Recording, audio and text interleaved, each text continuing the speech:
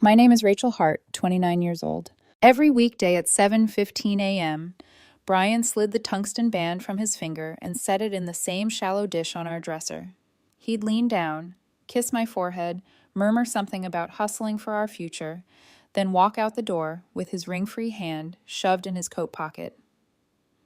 Investment banking has an image, he told me when I asked the first time.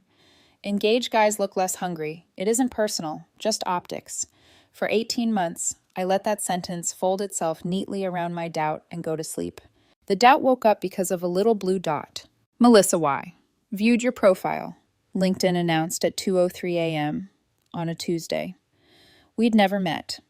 When I clicked, a glossy headshot filled the screen. Auburn hair, precise makeup, a caption about cross-border M&A and Pilates at sunrise. I should have closed it. Instead, I scrolled. And there it was, 3 weeks old, an engagement photo, platinum ring catching a perfect sun flare, her fiancé's hand around her waist, tuxedo sleeve peeking. Congratulations everywhere. Stop, I told myself. Not everything orbiting Brian is about Brian. He's drowning in a 100-hour week. When would he even breathe, let alone cheat? I closed the app and still heard the click echo. After that, random things got teeth. The new cologne in his gym bag that smelled like airports, the conference in Dallas he forgot to mention until the night before, the way he angled his phone as if light could bruise it. My sister listened to me spiral over takeout. You're being dramatic, she said, topping off my wine. Brian worships you. At the firm's holiday party, I wore an emerald dress because he once said green made my eyes look like something expensive. He tightened his hand on my lower back as we entered the ballroom. Remember, keep it professional, he whispered. These people determine my bonus. I smiled and did my part. I made small talk with spouses about schools and ski trips, while Brian spoke in nouns that sounded like verbs, deals, closes, upsides. The chandeliers spilled light like champagne. A quartet sawed patiently at All I Want for Christmas, like it had never been requested before. Then she walked in. Melissa was prettier in person, which felt rude of the universe. She moved through the room like glass. Clean lines, nothing out of place. The diamond on her left hand caught light and threw it back with interest. She waved and Brian didn't wave, but something in his face flickered. Panic, then neutral. Who's that? I asked. He took a sip of his drink. New analyst, Melissa something. I barely work with her. Minutes later, she was there, laughed too loud, eyes too bright. Brian, she said, warm like a familiar room. Nice to see you outside of spreadsheets. Her gaze slid to me, then to my ring, a modest solitaire he promised we'd upgrade when the market turned. You must be the famous Rachel, she added. Brian's told me so much. Odd. Brian never brought home names, only numbers. All good things, I hope, I managed. Of course, she said, and then, almost as if she couldn't help herself. Though I'm surprised, she cut herself off. Surprised by what? I asked lightly. She blinked, glance flicking to Brian like a skater catching thin ice. Just, you're different than I expected. Different curled under my ribs and stayed. An hour later, I excused myself for the bathroom and found the hallway quiet, rugs swallowing sound. As I passed a cracked conference room door, Brian's voice slid out, sharp and hushed. You can't be here, he said. I work here, Melissa replied. I have every right. That's not what I mean, and you know it. 3 months, Brian. You said 3 more months. Keep your voice down. Why? Afraid she'll find out? My hand found the doorknob before I knew I'd moved. Does she know about Austin? Melissa said. Silence. Of course not. Or the apartment. Melissa? Or that you've been engaged to me for 2 years. I turned the knob. The room froze. Brian's face drained, Melissa's eyes widening in a flicker that could have been shock or relief. Rachel, Brian started, this isn't 2 years, I said softly. You've been engaged to her for 2 years. Melissa lifted her hand. The diamond caught the conference room's dim light and still found a way to sneer. 26 months, she said. Austin, the Goldman Conference. He told me he was visiting his sick grandmother. We booked the St. Regis for June. 300 guests. My mouth felt like cotton. Brian had taken me to the St. Regis for our anniversary, told me he loved how intimate it felt for a wedding.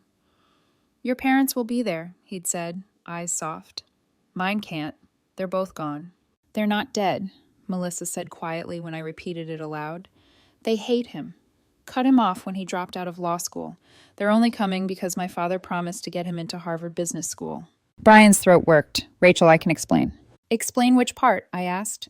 Wharton MBA? Or are we revising the job title first? He's a junior analyst, Melissa supplied, and there was no satisfaction in it. Not an associate. My father got him the job. The Porsche? I asked, because sometimes you need a small object to hold so you don't drop the big one. In my name, Melissa said. The condo, too. He pays me rent in cash, so you wouldn't see the transfers. Home, Brian said suddenly, reaching for my hand like we were in line at a coffee shop. Let's go home and... To your weekend rental? I asked. It's not like that. Then what is it like? He ran a hand through his hair, a tell I recognized now as a comma before a lie. I love you, he said. Both of you. I just couldn't choose. So you chose both, Melissa said, voice breaking, without telling either of us. I looked at her then, not at the dress or the ring, but at the red rims of her eyes and the way her mouth kept shaving truth down to swallowable sizes. How did you find out? I asked. His phone synced to his laptop in a pitch, she said, a bitter laugh ghosting her words. Your text popped up. Can't wait to marry you. I thought it was a typo until I saw the ring charge on his statement. You have access to his credit cards? I asked. We opened a joint account for wedding planning, she said. The words landed like a slow fall. Show her, Melissa told him. When he didn't move, she pulled out her phone and swiped until Central Park made the screen glow. Brian in a tux, Melissa in white, Austin skyline in another frame, venue shots, table mock-ups, his parents smiling in one, very alive. Something in me kept going, clinical now, a triage nurse in her own body. The apartment, I said. Who's on the lease? Me, Melissa said. And him. She lifted a manila folder from her bag and pressed it into my hands. You should see this. The paperwork rasped like sand. Our apartment's lease in Brian's name. My classification, long-term guest. Eviction notice filed 5 days ago.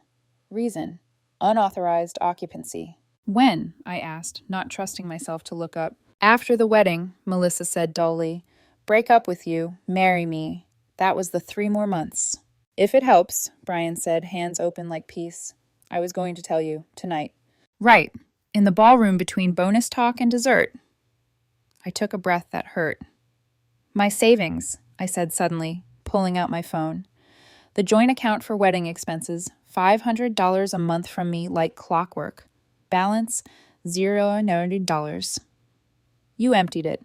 Technically, Brian began, and the word technically tasted like bleach. We can file a joint report, Melissa said, eyes never leaving his face. Fraud, theft. It's not, he started. Shut up, we said in unison. Melissa's voice turned hard.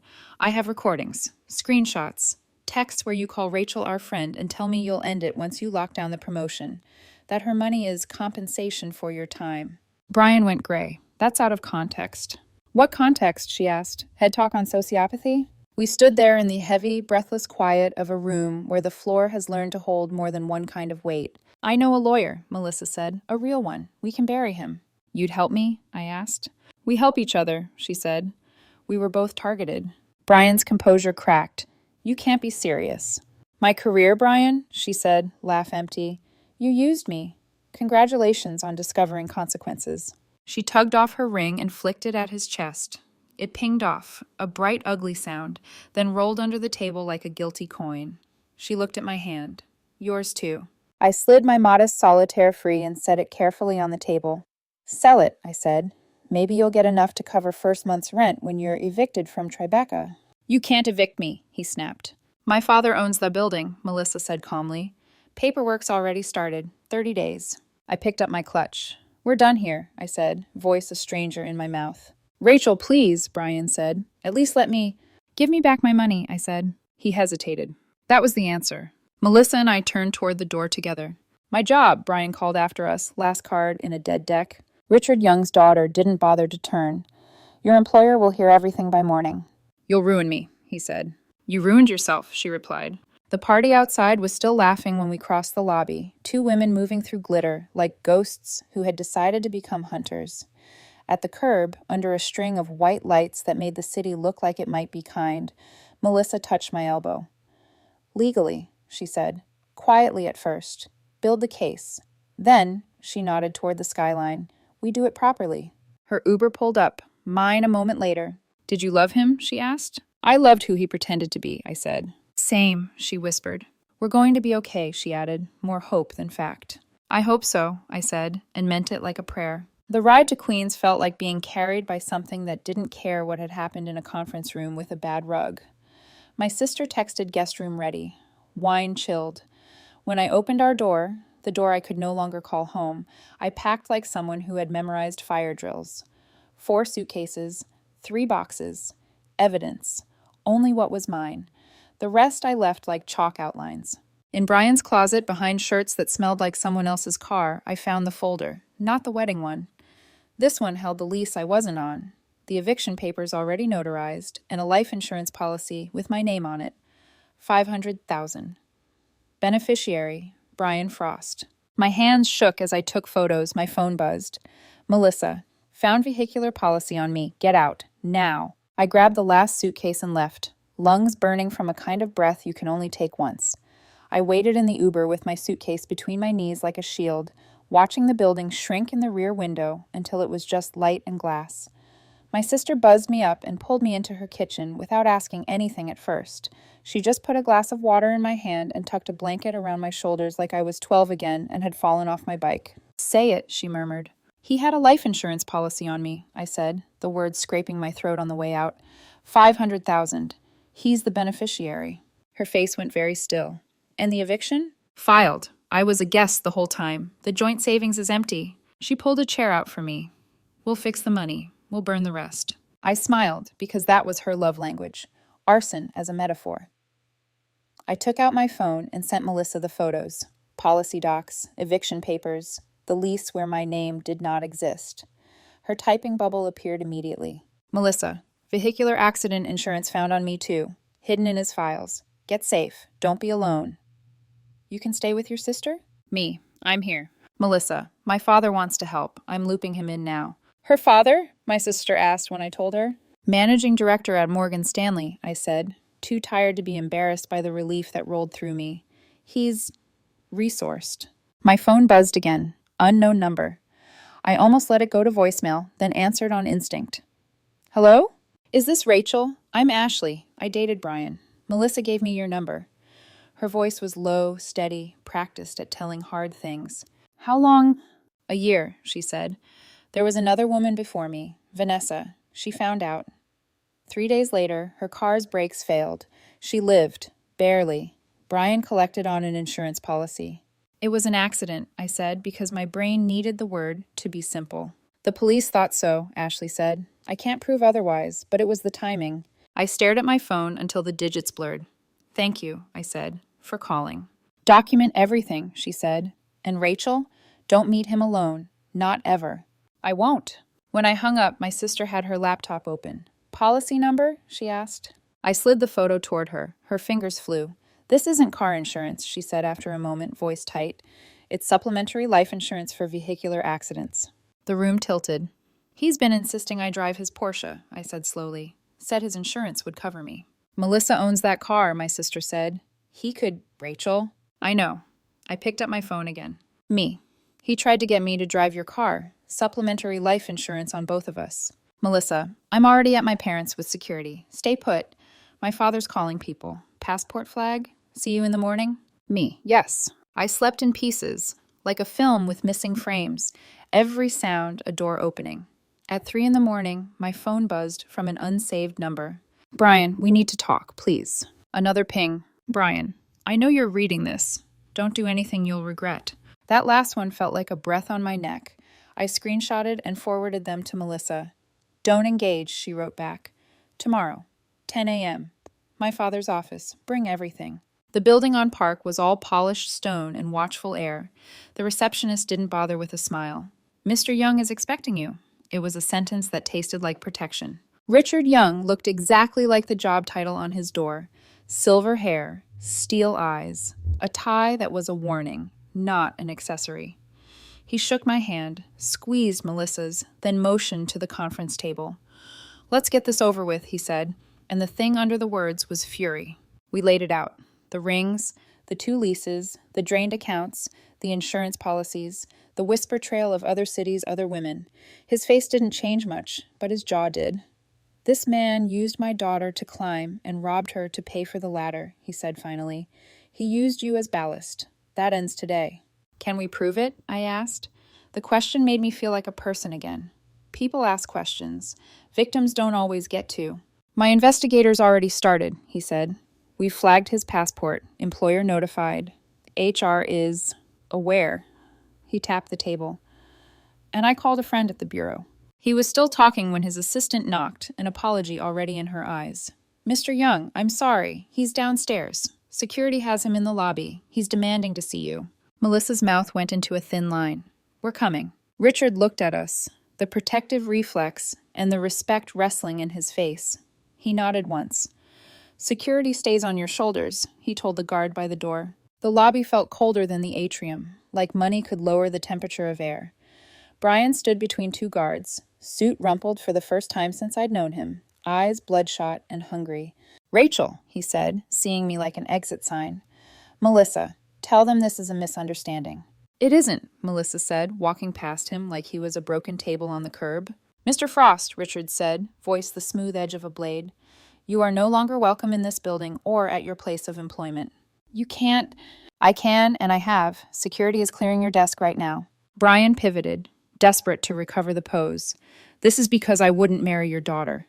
"This is because you're a con artist," Richard said, the first heat in his voice, "and because the FBI will be in touch." Brian went a kind of white that people only go in hospitals. "For what?" "Wire fraud," Richard ticked off.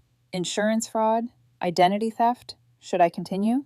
"You have no proof," Brian said, but the bravado was a coat 3 sizes too big. "We have everything," I said, and it felt like borrowing Melissa's spine for a second. "Your texts, your policies, the other women." His gaze jerked to me. "Other women?" "Chicago," I said. "Boston, Vanessa." For the first time, something like fear skittered across his face. "I didn't—" He stopped himself, straightened his tie. "You're making a mistake." "Let him talk," Melissa said suddenly. "What information do you think you have?" Brian smiled, small and ugly. "Things you wouldn't want public." "Like what?" I asked. He took a step as if the guard's hands on his arms were a suggestion. He looked at me. "Your mother," he said. "She's not dead." The lobby noise flattened. The security guard's grip tightened, without moving. "What?" I said. The floor was too solid. "She's in a psychiatric hospital in Newark," he said, savoring the syllables. "Peaceful Meadows. Room 714. Been there 10 years. Your father pays the bills." "You're lying," I said, but it sounded like a question. "My mother died when I was 15. Cancer. Closed casket. Casseroles." Brian shifted his eyes to Melissa like a shrug. "You want to tell Daddy about Trevor?"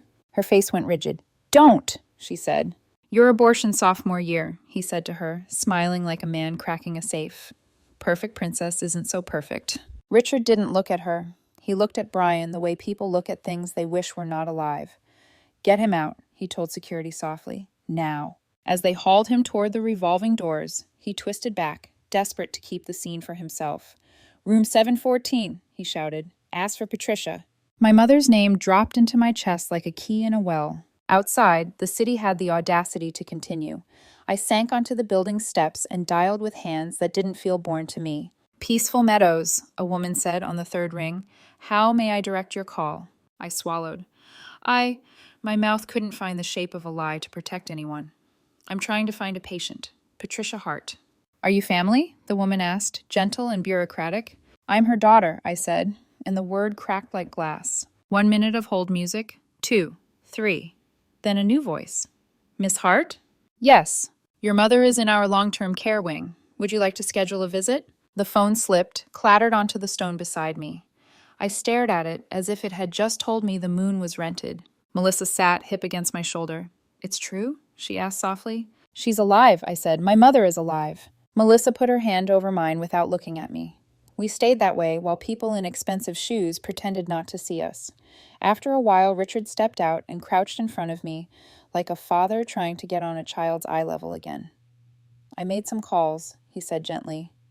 "She's been there since 2014. Your father has been paying for her care." "Why would he lie?" I asked. It wasn't a question he could answer. He didn't try. "You don't have to do anything with this today," he said. "Call when you're ready. For now, let me deal with Frost." I went to my sister's that night with my phone, face down on the counter, like I could keep the truth from bleeding through it. We said our mother's name out loud, and we said funeral and closed casket, and everything we thought we remembered bent until it made a new shape. The next morning, I drove to Newark. Peaceful Meadows didn't look like a place where people were buried alive. It smelled like lemon cleaner and had paintings of flowers that used too much blue. At the desk, I gave my name. The woman smiled like she had been waiting for this particular appointment for a decade. "Room 714, she said. "She's having a good day." I walked down a hall lined with handrails and time. I knocked once and didn't wait. She was sitting by the window, sketchbook open, pencil smudging the side of her hand, like it always used to when she did crosswords. Her hair was gray. Her eyes were the same. She looked up, confusion flitting across her face like a shadow, then clearing. "Rachel," she said, "my baby." I crossed the room before my knees could change their mind. She pulled me against her, and I broke, not the cinematic kind, no pretty tears, just the wet sound of a dam that didn't want to be a dam anymore. "They told me you were dead," I said into her sweater. She drew back, gentled my face with her hands like she was checking I was attached. "Who told you that?" she asked. "Dad," I said, and watched her face harden into a shape I had never seen on it before. "He said it would be easier," she said, voice low, anger and mercy wrestling. "That you and your sister didn't need to see me like this." "Like what?" I asked. "Sick? Broken?" She smiled sadly. "My mind is sick sometimes. Some days I don't know where I am. The medicine helps. But broken is a story other people tell about us to make their fear feel reasonable." "Why didn't he let us visit?" I asked. "He thought he was protecting you," she said. "He was protecting himself. Shame is heavy. He let it sit on you." I should have been furious, but you can't hold fire in your hands when you're this tired. "I'll pay," I said suddenly. "If he stops paying, I'll figure it out." She squeezed my fingers. "Visit me first," she said. "Get to know me again, then decide what you want to set on fire." I stayed until the light moved off her window and the nurse asked if we wanted tea. We made a visiting schedule with a highlighter, like it was a college timetable. When I left, I sat in my car and pressed my forehead to the steering wheel until I could breathe without the sound catching on it. On the drive back, my phone rang. FBI, white letters on black glass. The agent's voice was courteous, practiced. "We set a time for Monday. We've been watching Frost for some time," he said. "Your evidence helps." "What happens now?" I asked. "We arrest him," he said.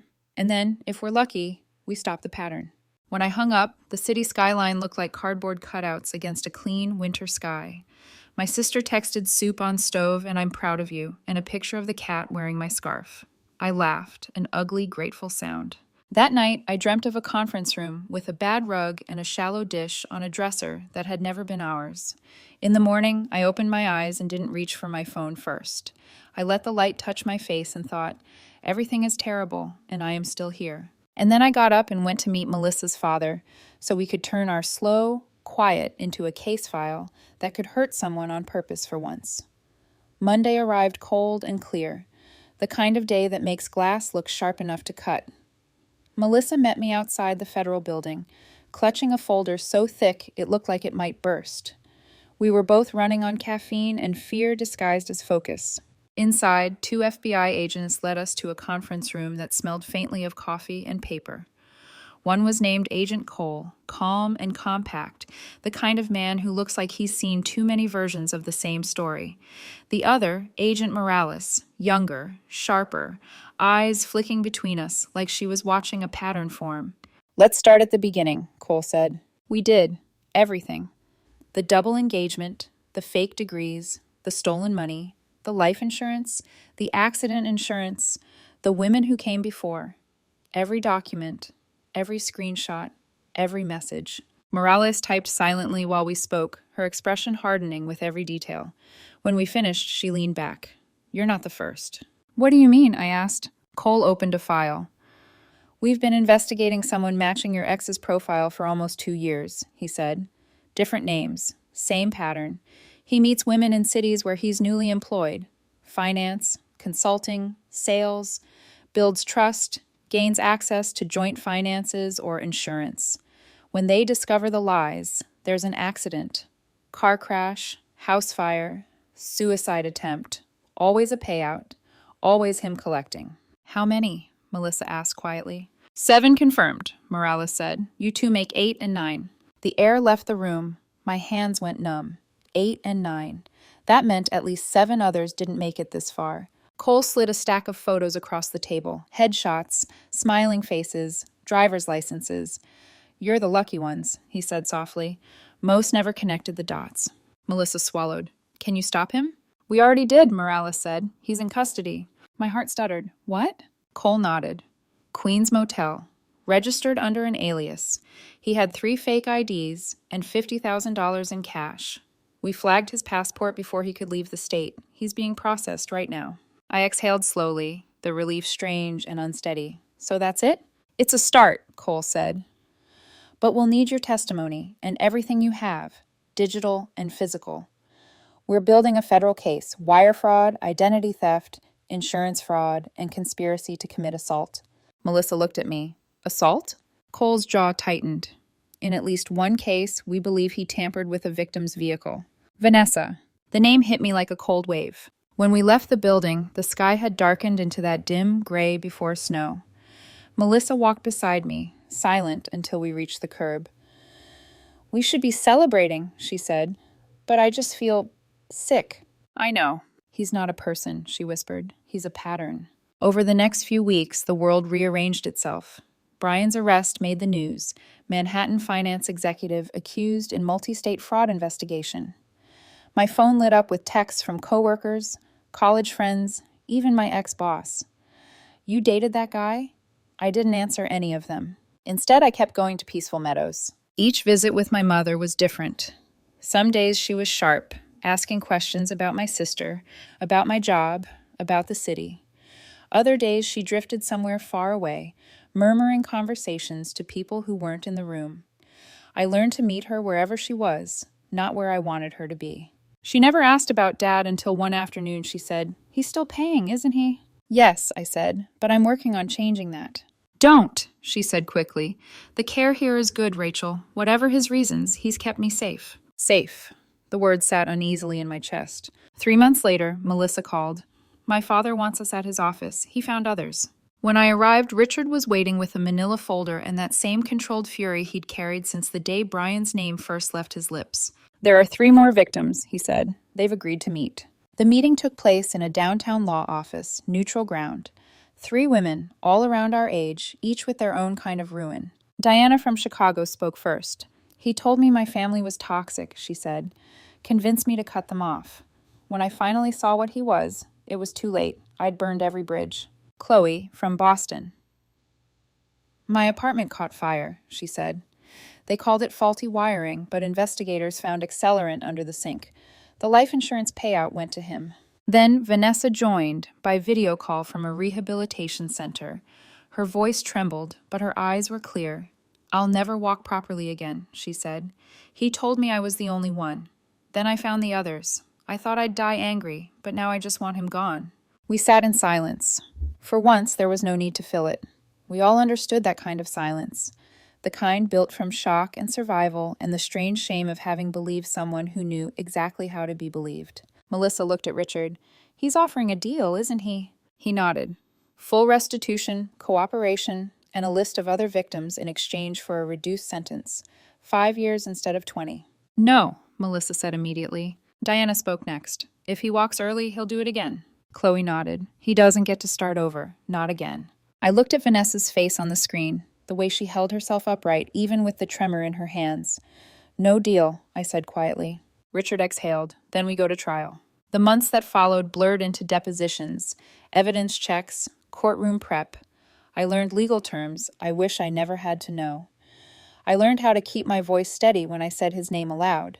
Melissa and I became friends the way people become soldiers, through proximity to the same fire. We drank too much coffee, shared therapy recommendations, traded dark jokes about warning labels for charm. Sometimes she'd text me at midnight, "Do you think he ever loved any of us?" And I'd answer, "He loved the version that kept paying for his lies." The trial began in late spring. Brian looked smaller when they brought him in, shackled at the wrists. His hair was shorter, his face thinner, but the arrogance clung to him like a bad smell.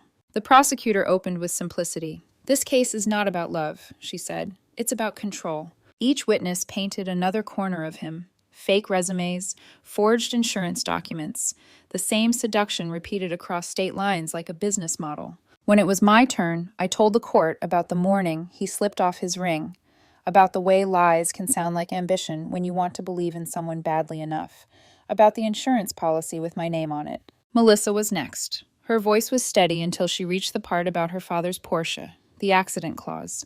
Then she stopped, took a breath, and started again. The jury leaned forward, listening. The other women testified via video. Diana's voice broke once. Chloe didn't break at all. Vanessa ended her statement with, "I may never walk again, but at least now he'll have nowhere to run." The jury deliberated for 3 hours. When they returned, Brian stood up too fast, like he still thought momentum could save him. "Guilty," the foreperson said, "on all counts. 18 years, restitution to all victims." He turned once, searching the gallery for me. I met his eyes long enough for him to see nothing. Outside the courthouse, flashbulbs popped like tiny explosions. Reporters shouted questions. I kept walking until the noise blurred into the sound of traffic. "It's over," Melissa said beside me. "Is it?" I asked. She shrugged. "Maybe not, but at least it's contained." Weeks later, I visited my mother again. She was lucid that day, sketching flowers by the window. "How was the trial?" she asked. "Over," I said. "He's going to prison." "Good," she said softly. "Now you can start living instead of surviving." I nodded, not trusting my voice. When I left, she pressed a folded sketch into my hand, a small bouquet, penciled and shaded with care. "Keep this," she said, "to remind you things can grow again." Months passed. Melissa started seeing someone new, a teacher who laughed with his whole face. She told him everything, and he stayed. I took a job with a nonprofit that helps financial fraud victims rebuild their lives.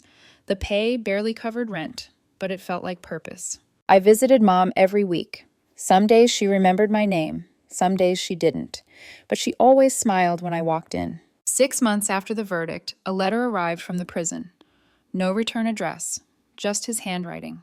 I burned it unread, because some stories don't deserve sequels. A year later, I stood outside Peaceful Meadows with a cup of coffee and a bouquet of lilies. The sky was clear, the air sharp, the world, finally, quiet. I thought about everything that had happened, about the lies and the danger and the slow, brutal work of surviving. Then I thought about truth, the kind that cuts but also cleans. If someone ever tells you they can't wear your ring at work, run, because love that hides is never love worth keeping. I placed the flowers by the door, took a deep breath, and walked away.